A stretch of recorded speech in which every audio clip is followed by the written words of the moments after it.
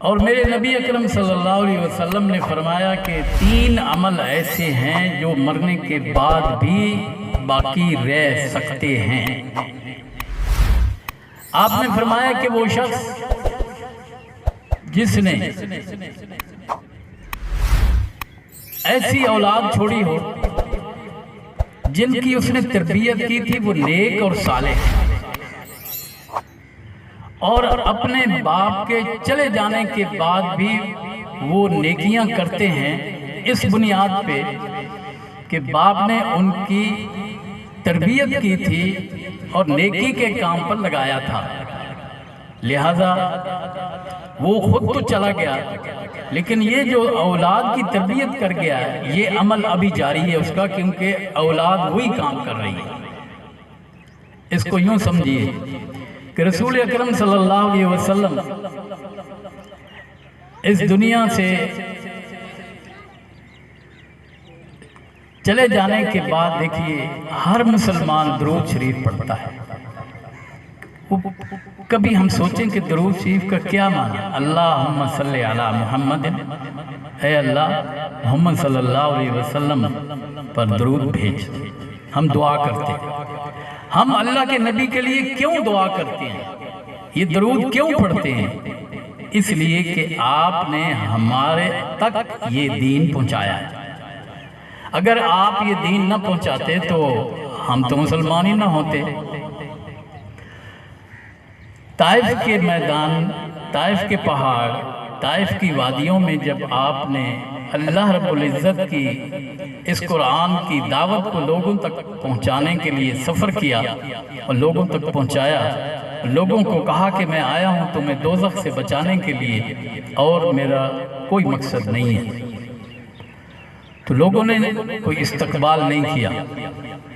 انہوں نے اپنے شہر کے لونڈوں کو اکٹھا کر کے آپ کے پیچھے لگایا اور انہوں نے پتھر مارے، حتیٰ کہ روایات میں یہ آتا ہے کہ آپ کے جسم مبارک سے اتنا خون بہہ گیا کہ آپ میں دیوار کے ساتھ کھڑے ہونے کی طاقت بھی نہ رہی، بیٹھ گئے، جبکہ ایک نبی میں 40 آدمیوں کی طاقت موجود ہوتی ہے۔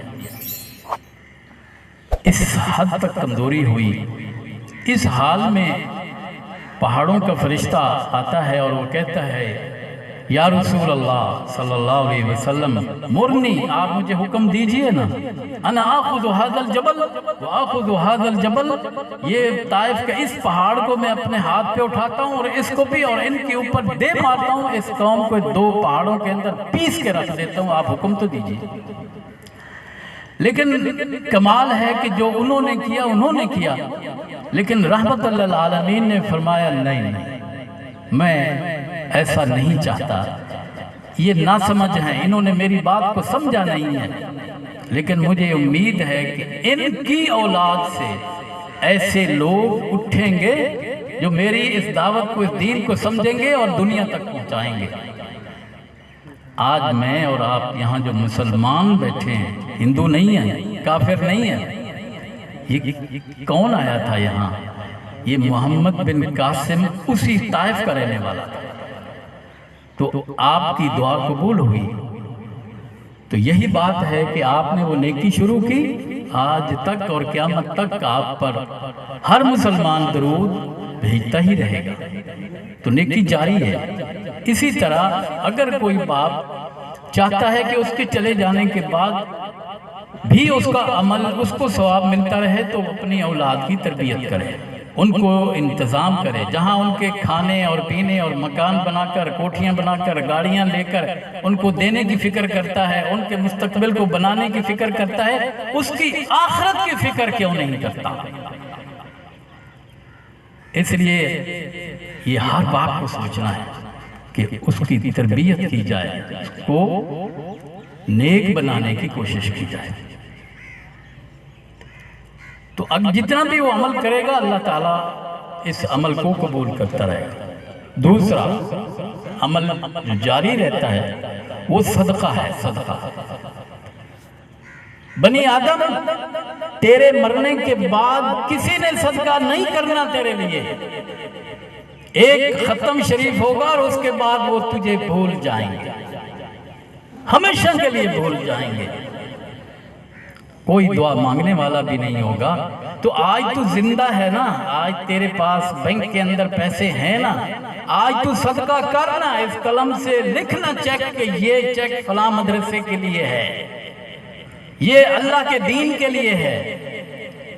یہ اس وقت جو سیلاب آیا ہوا ہے بلوچستان میں یا آپ کے یہ ڈیرہ غازی ہیں اور راجن پور، آج ان سے جا کے پوچھئے، یہ تصویریں بتا رہی ہیں کہ ان کے سامنے ان کے مال و متاع، جانور، کوٹھیاں، بنگلے سب بہہ کے چلے گئے، وہ کچھ نہیں کر سکے۔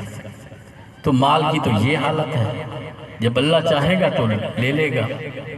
کل میں نے جو تصویریں دیکھی ہیں اس کے اندر ایک بچی ہے جس کی عمر میرا خیال ہے سال سوا سال ہوگی، وہ اکیلی بچی اس پانی، سیلاب کے پانی کے اندر بس وہ اب اپنے آپ کو بچانے کی کوشش کر رہی ہے، ہاتھ مار رہی ہے، کوئی اس کو بچانے والا نہیں۔ تصویر دیکھ کے کلیجہ منہ کو آتا ہے۔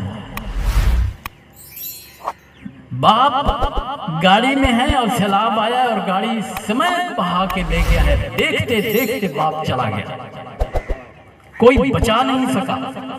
یہ مناظر یہ آپ کے پاکستان میں ہے، تو کیا یہ سیلاب یہاں نہیں آ سکتا؟ تو اگر ہم بچے ہوئے ہیں تو اس کا فضل ہے نا، تو پھر ہم بھی کچھ صدقہ کر دینا ان کے لیے، وہاں کچھ بھیج دینا، تو وہی کام آئے گا۔ تیرا مال وہی ہے جو تو نے اللہ کے راستے میں دے دیا ہے، جو تو نے نہیں دیا وہ تیرا مال نہیں، وہ وارث بیٹھے ہوئے وہ بانٹ لیں گے تیرے بعد۔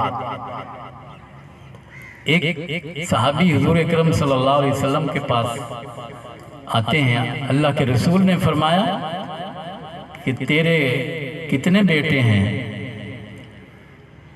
انہوں نے عرض کیا کہ یا رسول اللہ میرے 2 بیٹے ہیں۔ ایک صحابی اور بھی یہ بات سن رہے ہیں، انہوں نے عرض کیا کہ یا رسول اللہ یہ بات ٹھیک نہیں کہہ رہا، میرا بھائی یہ بات ٹھیک نہیں کہہ رہا۔ آپ نے فرمایا کیوں؟ یہ جھوٹ بول سکتا ہے؟ میرا صحابی اور جھوٹ بولے؟ نہیں، جھوٹ نہیں بول سکتا۔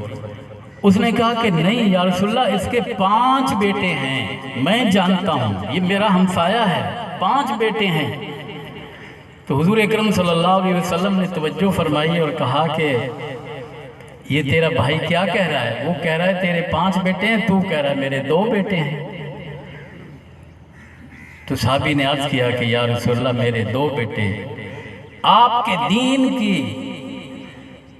کے دین کے راستے میں جہاد فی سبیل اللہ وہ شہید ہو گئے، میرے وہی ہیں، دوسرے 3 میرے نہیں ہیں، وہ ابھی زندہ ہیں، تو میرے 2 بیٹے ہیں۔ آپ نے فرمایا تیرے پاس گھوڑے کتنے ہیں؟ کہا کہ یا رسول اللہ میرے پاس 3 گھوڑے ہیں، میرے 3 گھوڑے ہیں۔ اسی صحابی نے کہا کہ نہیں یا رسول اللہ یہ بات ٹھیک نہیں کر رہے، ان کے پاس تو 10 گھوڑے ہیں۔ تو رسول اللہ صلی اللہ علیہ وسلم نے فرمایا کہ یہ کیا کہہ رہا ہے آپ کا بھائی؟ کہا کہ یا رسول اللہ اس کو معلوم نہیں، اور میرے وہ 3 گھوڑے جو آپ کے دین کے لیے جہاد فی سبیل اللہ شہید ہو گئے وہی میرے ہیں، باقی میرے نہیں ہیں، وہ میرے وارثوں کے ہیں۔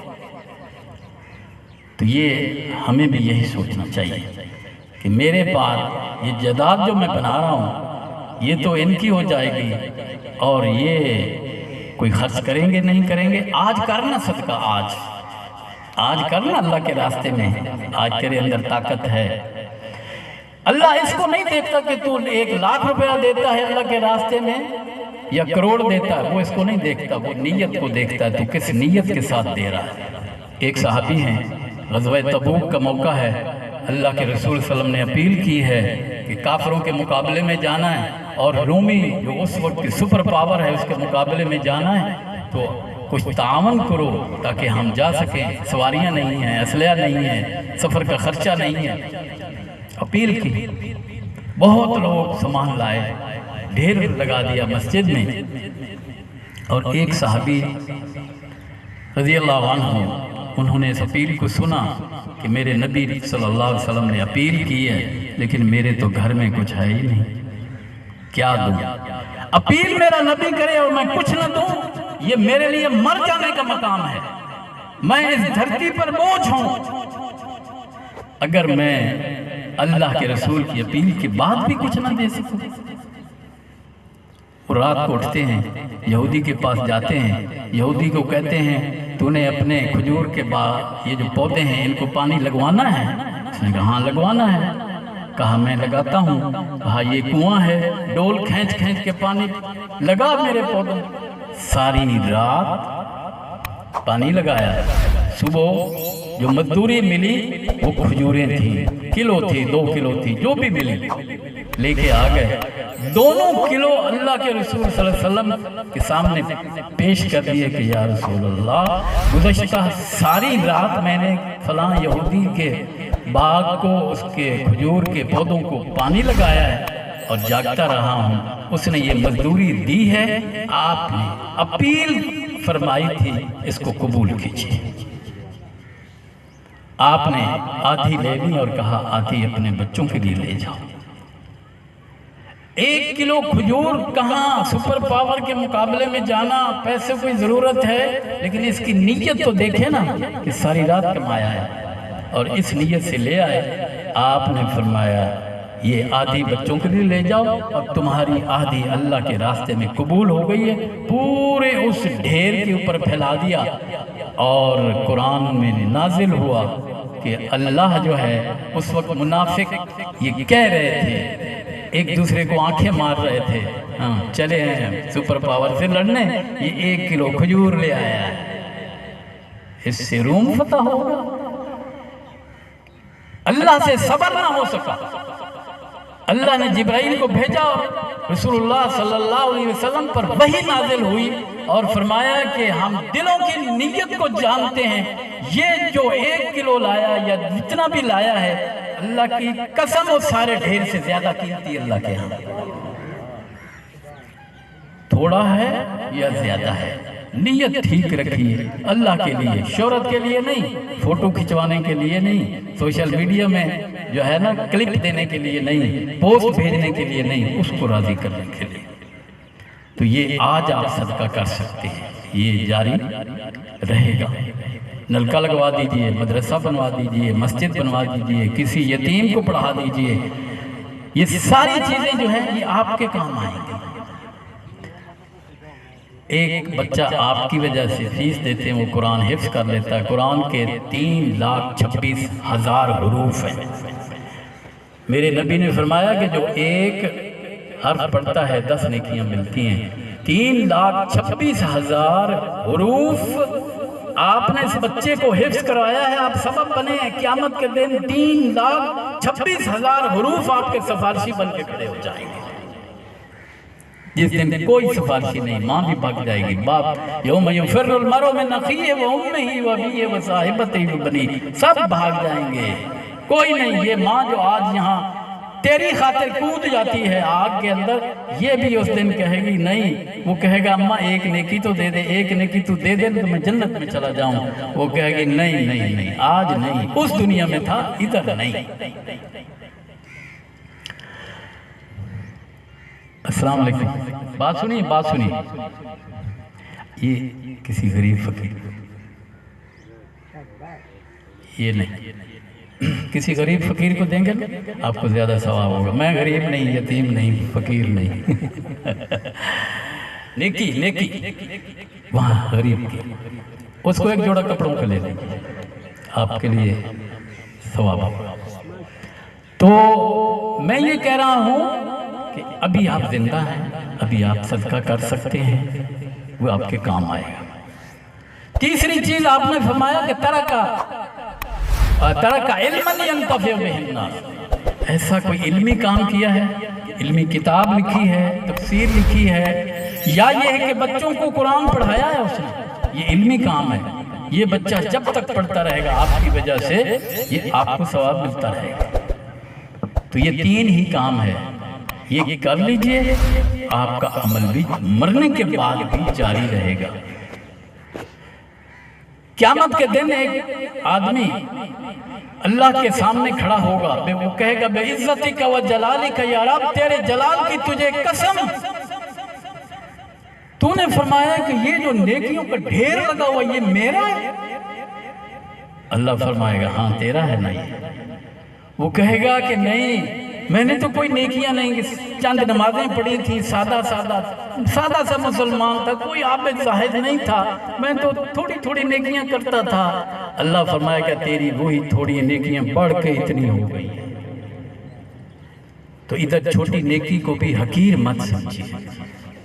یہ راستے پہ روڑا پڑا ہے، ہٹا سکتا ہوں نا میں گاڑی میں چڑھا ہوا ہوں، ہاں اس وقت تو میں سٹیئرنگ میرے ہاتھ میں ہے، یہ روڑا کیا چیز ہے، لیکن یہ روڑا ہو سکتا ہے کہ اور سڑک کے اوپر پڑا ہے، ہو سکتا ہے کہ کوئی موٹر سائیکل والا آئے اس روڑے سے سلپ ہو اور وہ بن جائے، لڑکتا ہوا جائے، مجھے گاڑی کھڑا کرنا چاہیے۔ میں اس کا شکر کیوں اسی طرح ادا کر سکتا ہوں کہ جس نے مجھے گاڑی دی ہے تو میں مغرور اور متکبر نہ ہو جاؤں، میں اس روڑے کو اٹھاؤں اور راستے سے ہٹا دوں اور پھر میں جاؤں۔ میں نے امریکہ میں اللہ کی قسم دیکھا ہے، یہ کام مسلمان نہیں وہاں کے عیسائی کرتے ہیں۔ گاڑی کھڑی کرتے ہیں اور آگے کوئی چیز پڑی ہے اس کو اٹھا کے ایک کنارے پہ لگاتے ہیں، پیچھے والا کوئی جتنی لمبی لائن لگ جائے کوئی ہارن دینے کی جرت نہیں کرتا، اور اس کو اپریشیٹ کرتے ہیں، اس کو سلام کرتے ہیں کہ تو نے راہ سے جو ہے وہ ہٹا دیا۔ یہ تو ہمارا دین ہے جو انہوں نے سیکھ لیا، بس انہوں نے کلمہ نہیں پڑھا، باقی تو وہ سب کچھ یہی کر رہے ہیں جو اسلام دیتا ہے۔ تو ہمارے نبی نے جو دین سکھایا ہے وہ دنیا کا بہترین دین ہے، ہم اس کو پڑھیں۔ قرآن وہی ہے جو اس وقت نازل ہوا تھا، آج بھی وہی ہے، اسی قرآن کو پڑھ کے ہم آگے بڑھ سکتے ہیں۔ آج ملک مشکل کا شکار ہے اور کسی کو کچھ سمجھ نہیں آ رہی کہ ملک کا کیا بنے گا، کچھ نہیں سمجھ آ رہی۔ کوئی صوبائی حکومت ادھر کی ہے تو کوئی سندھ کی ہے تو کوئی کیپیٹل کی ہے تو کوئی مرکز میں کچھ اور ہے، اور ایک ہی دوسرے سے لڑائی۔ کسی کو یہ خیال نہیں کہ یہ بلوچستان ڈوب گیا۔ وہ بچی، اللہ کی قسم میں اس تصویر کو نہیں دیکھ سکتا جو 1.25 سال کی بچی پانی میں اپنی زندگی بچانے کی کوشش کر رہی ہے۔ حکمرانوں خیال کرو، تمہیں اللہ کے سامنے پیش ہو جانا ہے، تمہیں اس کا حساب دینا ہے۔ عمر رضی اللہ عنہ بھی حکمران ہیں، تم کیا ایک پاکستان جس کے 4 صوبے ہیں، وہ جو 2 سپر پاور کو جس نے جو ہے ختم کر دیا اس کا حکمران تھا۔ مدینہ میں قحط پڑتا ہے، مدینہ کے بچے بھوکے ہیں، خلیفہ وقت ہیں اور کہتے ہیں اپنے پیٹ کو کہ آج کے بعد تو گوشت نہیں کھا سکتا، گوشت نہیں کھا سکتا، اس لیے کہ مدینہ کے بچے جو ہیں بھوکے ہیں۔ گوشت نہ کھایا، خوراک کیا ہے؟ پانی کا گلاس ہے، اس کے اندر نمک ڈالا ہے اور اسی کے ساتھ خشک روٹی کھا لی اور کہا الحمدللہ الذی اطعمنا وسقانا وجعلنا من المسلمین۔ الحمدللہ یہ روٹی کا یہ ٹکڑا عطا کیا۔ کل میں نے تصویر دیکھی، وہ کہہ رہے ہیں ہمارے پاس اوپر سے بارش ہے اور نیچے ہمارے لیے چھپنے کی جگہ نہیں ہے، کپڑا نہیں، سب کچھ چلا گیا ہے، کھانے کو ایک لقمہ بھی نہیں ہے۔ اور ہمارے کھانے یہاں حکمران جو ہیں 7 ڈشیں ہوں، 10 ڈشیں ہوں، فلاں جگہ، او ڈرو اس خدا سے جس کے ہاتھ میں تمہاری موت ہے۔ یہ آج یہی محفل ہے نا، یہ محفل جانے والا چلا گیا لیکن ہمیں یاد کروا رہا ہے کہ میرے بعد آ رہے ہو تم بھی اس قبر میں جس میں کوئی تمہاری مدد نہیں کرے گا۔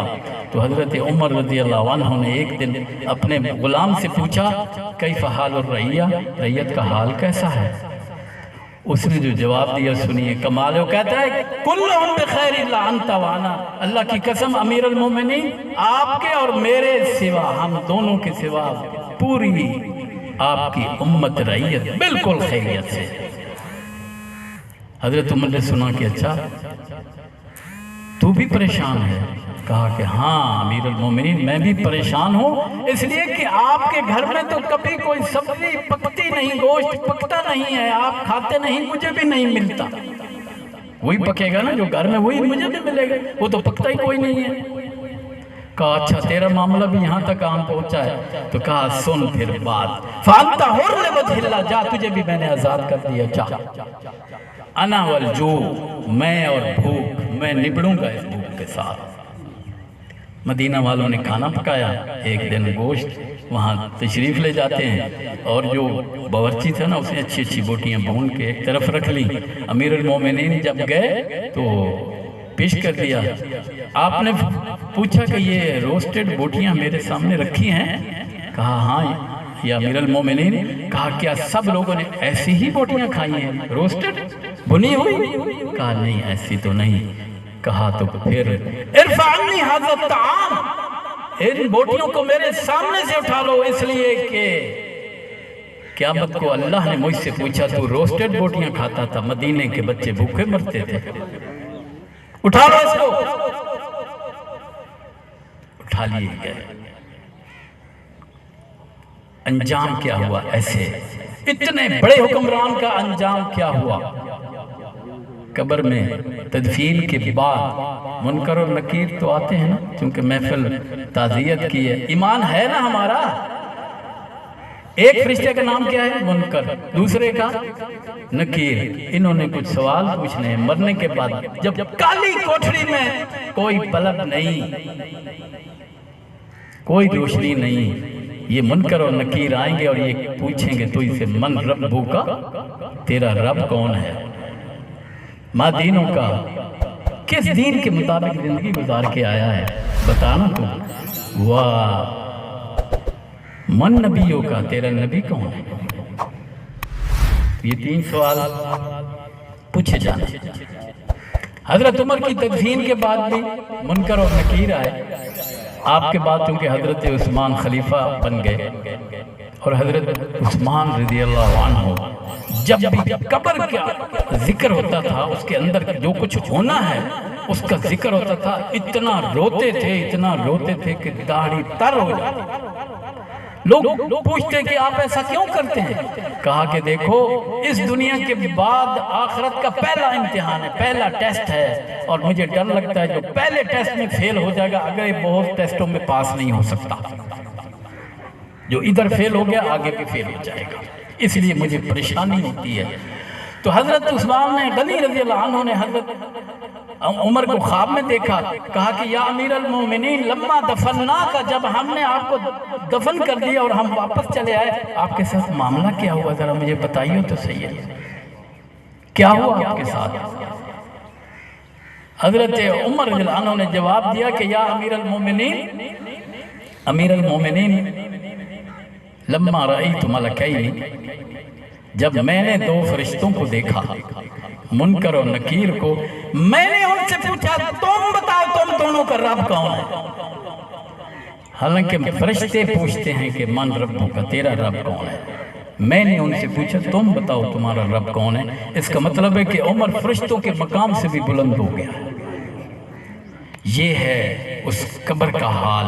قبر میں انسان کو جب دفن کر دیا، میں بھی اور آپ بھی سب کو ہونا ہے، پتہ نہیں نصیب بھی ہونی کہ نہیں ہونی۔ جو یہ سلاب میں چلے گئے ان کو تو قبر ہی نصیب نہ ہوئی، ان کو تو کسی نے جنازہ بھی نہ پڑھا، تو اس قبر میں سب کو جانا ہے۔ حضور اکرم صلی اللہ علیہ وسلم فرماتے ہیں، اور اس کے بعد میں بات مکمل کرتا ہوں، آپ فرماتے ہیں کہ جب کسی نیک آدمی کو قبر میں دفن کر دیا جاتا ہے تو وہ قبر کہتی ہے اہلاً و سہلاً و مرحبا، تو دنیا میں زندگی گزار کے آیا، اللہ کے حکم کے مطابق دیکھ آج میں تیرا کیسا استقبال کرتی ہے۔ وہ اتنی کھلی ہو جاتی ہے، تا حد نظر کھلی ہو جاتی ہے، اور پھر اس میں وہ دروازے کھول دیے جاتے ہیں جس میں سے جنت کی ٹھنڈی ہوائیں آتی ہیں، اور وہ اس قبر میں رہتا ہے۔ اس کے مقابلے میں ایک دوسرا اللہ کا نافرمان، غنڈہ اور بدمعاش، جس نے اپنی یہاں تکبر کی بنیاد پہ زندگی گزاری ہے اس زمین کے اوپر، جو کہتا تھا ہم جمعہ دیگری نیست، میں ہی میں ہوں، کوئی نہیں، اس زمین پر رہا ہے، آج اندر آ گیا نا۔ اب اس کو قبر کہتی ہے تو زمین پر رہا 100 سال 80 سال 70 75 جو بھی رہا، تو آج میرے اندر آ گیا ہے نا، تو بڑا تکبر کر کے رہتا تھا، آج دیکھ میں تیرا کیسا حشر کرتی ہوں۔ پھر وہ اتنی تنگ ہو جاتی ہے، اللہ کے نبی فرماتے ہیں، اور اللہ کے نبی نے کبھی جھوٹ نہیں بولا، فرمایا کہ یہ پسلیاں ان پسلیوں کے اندر پیوست ہو جاتی ہیں اور یہ پسلیاں ان کے اندر، ایسے آپ نے اشارہ فرمایا، ایسا دباتی ہے مسجد وہ قبر، اور وہ چیختا اور پکارتا ہے۔ تو وہ کہتی ہے کیوں پکارتا ہے؟ تو نعرے لگاتا تھا نا اوپر، فلاں زندہ باد، فلاں زندہ باد، اللہ تجھے بھول گیا تھا نا، آ گیا ہے نا تو، اب تو چیختا رہے قیامت تک، حتیٰ کہ پھر تجھے دوزخ میں ڈال دیا جائے گا، تیرا انجام یہی ہے۔ تو حضرات، یہ جو محفل ہے، وہ بزرگ جو ہمارے یہاں سے چلے گئے، ہم بھی ان کے لیے دعا کریں، وہ ان کے لیے فائدہ مند ہے، باقی کوئی عمل فائدہ مند نہیں ہے، دعا کریں گے۔ اور اس تعزیت کے موقع پر ہم اپنے ان بھائیوں کو جو سیلاب آیا ہوا ہے، دیکھیے کچھ نہ کچھ نہیں، آپ کے گھر میں کپڑے تو پرانے پڑے ہوں گے۔ کل میں نے ایک سین دیکھا، ایک خاتون، اللہ کی قسم سوائے اس کے ایک وہ دوپٹہ بھی نہیں ہے اس کے اوپر، اور وہ اپنے ایک اس گھر کی کچی دیوار، باقی گھر سارا گر گیا ہے، اس کے اوپر اس نے دوپٹہ ایسے لکڑی کھڑی کر کے سائے کے نیچے بیٹھی، اور اوپر سے بارش ہو رہی ہے، نیچے سیلاب ہے، گھر جا چکا ہے، پیسے چلی گئی، سب چلی گئی، اکیلی بیٹھی ہے اس دیوار۔ کیا اس کو کپڑوں کی ضرورت نہیں ہے؟ خیمے کی ضرورت نہیں ہے؟ مکان تو جب بنے گا سب بنے گا، تو کچھ تو اپنے جیب سے نکال کے دیجئے۔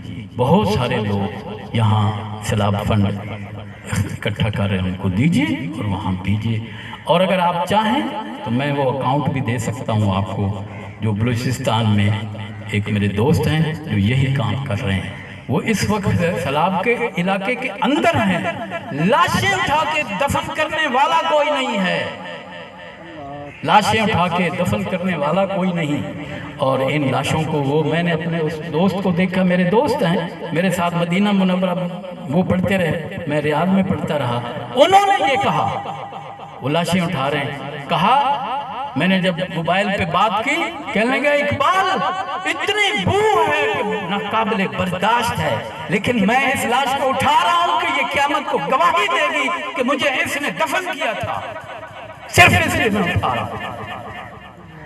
ان کی فکر کیجئے، یہ ہمارے بھائی ہیں، یہ پاکستانی ہمارے بھائی ہیں، ان کے لیے جو کچھ بھی ہو سکتا آپ کیجئے، انشاءاللہ قیامت کو یہی آپ کے لیے گواہی دیں گے کہ انہوں نے ہماری مدد کی تھی، اور یہ ہمارا پاکستان ہے، کسی اور جگہ کا نہیں ہے۔ تو اس لیے آپ اس کی کوشش کیجئے، میرا نمبر آپ کسی سے بھی لے سکتے ہیں، اور یہ جو فنڈ ہے ایک پیسہ بھی اللہ کی قسم ضائع نہیں ہوگا، پورا ان تک پہنچے گا، ان تک پورا پہنچے گا، اور وہ آپ کے لیے آخرت میں گواہ بن کے کھڑے ہو جائیں گے۔ جزاک اللہ۔ تو بس میں اسی اپنی بات پہ یہ گفتگو ختم کرتا ہوں۔ ہم اپنے اس بزرگ کے لیے جو اس دنیا سے چلے گئے، ان کے لیے ہم دعا کریں، اور اخلاص نیت سے کریں، روٹین میں نہیں، روایتی نہیں، دل کے ساتھ دعا کریں، اللہ تعالیٰ ان کی بخشش کرے گا، اور آپ دیکھیں گے کہ آپ جب